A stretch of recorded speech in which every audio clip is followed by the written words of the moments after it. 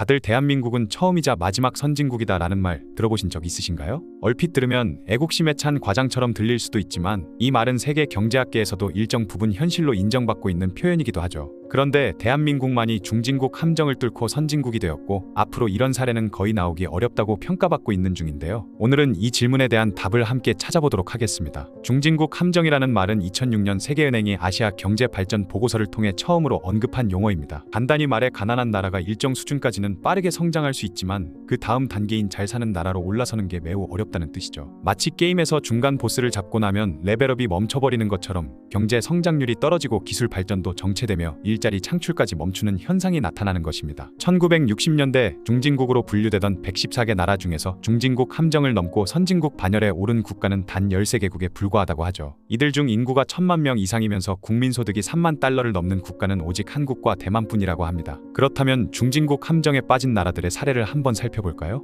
브라질은 한때 브릭스로 불리며 세계 경제의 미래로 주목받았지만 정치적 혼란과 부패, 생산성 저하로 여전히 중진국 수준에 머물러 있죠. 아르헨티나는 20세기 초반 프랑스보다 1인당 GDP가 높았을 정도였지만 산업 전환 실패로 반복적인 국가 부도를 겪는 나라가 되었습니다. 태국은 값싼 노동력으로 고도 성장을 이뤘지만 중국의 부상과 내적인 구조 문제로 인해 경제 활력을 잃어버렸죠. 멕시코나 말레이시아처럼 과거 한국보다 잘 살던 나라들조차도 지금은 기술력이나 문화 파급력 등에서 한국에 뒤처지고 있는 실정입니다. 이처럼 중진국 함정에 빠지는 이유는 크게 세 가지로 볼 수 있는데요. 첫 번째는 임금 상승으로 인한 가격 경쟁력 상실입니다. 초기에 값싼 노동력을 기반으로 성장한 나라들은 경제가 성장하면서 임금이 오르고 이는 곧 제품 경쟁력 하락으로 이어지게 되죠. 결국 기업들은 더 싼 노동력을 찾아 다른 나라로 떠나고 남겨진 국가는 일자리가 줄어드는 악순환에 빠지게 되는 것입니다. 멕시코가 대표적인 예인데요. 1980년대 미국을 겨냥한 제조업 허브로 떠올랐지만 2000년대 중국과의 경쟁에서 밀리며 성장이 정체되어 버렸죠. 두 번째 이유는 기술 혁신의 부재입니다. 선진국 기술을 모방하는 단계에서는 빠르게 성장할 수 있지만 자체적인 혁신 역량이 없다면 성장은 결국 한계에 부딪히게 되죠. 중국도 예외는 아닌데요. 중국은 과거 세계의 공장으로 성장했지만 지금은 고학력 인재 부족으로 기술 고도화에 어려움을 겪고 있는 상황이죠. 실제로 고졸 이상 인구 비율이 28%밖에 되지 않아 산업구조 고도화에 걸림돌이 되고 있습니다. 세 번째는 사회적 불평등과 제도적 문제입니다. 경제가 성장하면서 부의 불균형이 심화되고 정치 부패가 만연해지면 사회 갈등이 증가하게 되는 것인데요. 라틴 아메리카 국가들이 대표적인 사례이죠. 엘리트들이 자신들의 이익을 위해 제도를 조작했고 이로 인해 기업의 혁신 능력과 생산성도 함께 저하된 것입니다. 이런 복합적인 문제들이 중진국 함정으로 이어지게 되는 것이죠. 그렇다면 한국은 어떻게 이 함정을 뚫고 선진국이 되었을까요? 1950년 한국전쟁 이후 한국의 상황은 정말 처참했습니다. 국토는 초토화되고 수도 서울은 3번이나 점령당했으며 모든 인프라가 무너졌죠. 당시 1인당 GDP는 100달러도 되지 않았고 북한보다도 경제력이 낮았는데요. 심지어 1960년대까지만 해도 세계은행은 한국은 산업화에 적합하지 않다고 판단했을 정도였습니다. 하지만 이런 절망적인 상황 속에서도 한국은 포기하지 않았죠. 1960년대 초 포항제철소 건설을 위한 차관 요청이 세계은행에서 거절당했지만 한국은 일본의 전쟁 배상금을 활용해 끝내 제철소를 세웠고 이는 포스코로 성장의 세계적 철강 기업이 된 것입니다. 이처럼 기술력과 산업구조 고도화를 통해 저임금 경쟁에서 벗어나려는 시도가 결국 결실을 맺은 거죠. 이후 한국은 가발, 신발 제조업을 지나 조선, 자동차, 중화학공업, IT, 바이오, 문화산업까지 산업구조를 단계적으로 고도화해왔습니다. 특히 1970년대 중화학공업화 선언은 당시에는 무리라는 비판도 많았지만 결과적으로는 임금 상승의 함정을 피할 수 있는 선택이 되었죠. 또 하나의 중요한 요인은 바로 교육이었는데요. 1980년대 개발도상국임에도 고등학교 진학률이 70%를 넘었고 이는 당시 선진국 수준과 맞먹는 수치였죠. 이러한 교육열은 고급 인력 양성으로 이어졌고 기술 혁신의 기반이 되었던 것입니다. IMF 외환위기 역시 한국에게는 위기이자 또 다른 기회였는데요. 당시 외환보유고가 바닥나 국가 부도 위기를 맞았지만 국민들의 금 모으기 운동을 통해 200톤이 넘는 금이 모였고 이 운동은 전 세계 언론에도 소개되었습니다.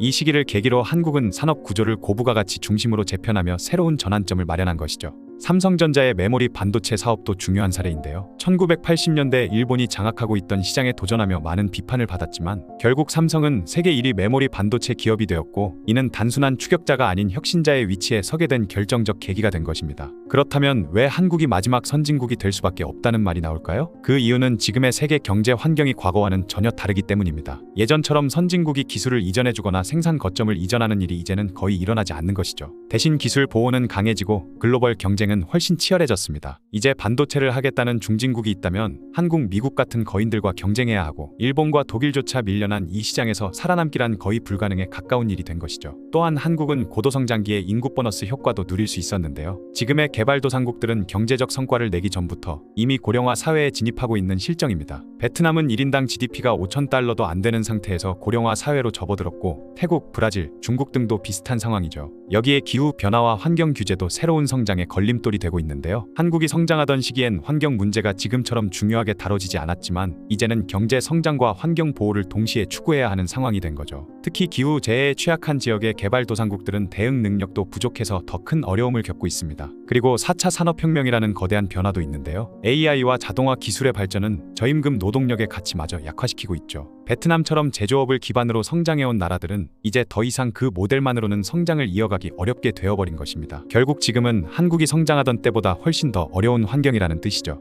하지만 이러한 한국의 성공은 새로운 국면을 맞이하고 있습니다. 양극화, 청년 실업 땡살률, 초저출산, 고령화 같은 문제들이 지금 한국이 맞이한 새로운 도전이죠. 2021년 한국은 UN 무역개발회의에서 공식적으로 선진국 지위를 인정받았지만 이는 단지 하나의 이정표일 뿐 앞으로 해결해야 할 과제는 여전히 많습니다. 결국 대한민국이 처음이자 마지막 선진국이 된 이유는 독특한 역사적 타이밍과 한국 사회 특유의 대응 능력이 만들어낸 결과이죠. 물론 한국의 모델이 다른 나라에 그대로 적용될 수는 없지만 위기를 기회로 바꾸는 힘, 교육에 대한 열정, 그리고 끊임없는 혁신의 정신은 모두가 배울 수 있는 보편적 가치입니다. 지금까지의 성공에 자부심을 가지면서도 앞으로의 도전에 대해서도 함께 고민해 나가야 할 때인 것 같네요.